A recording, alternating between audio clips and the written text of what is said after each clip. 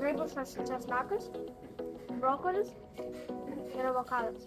O kur kopūstai? Ir kopūstėlė. Pažadu, fantastinės salotos išbandyti tikrai turi. Tau reikės brokolio žiedelius pavirti verdančiame vandenyje keletą minučių, kopūstą smulkiai supjaustyti, avokadą taip pat kubeliai supjaustyti, česnako skilteles įspausti, įdėti druskos, pipirų, truputį garstyčių, nedidelį arbatinį šaukštelį, taip pat nedidelį arbatinį šaukštelį majonezo ir alyvuogių aliejaus. Visi ingredientai aprašyti aprašyme, skaityk atidžiai.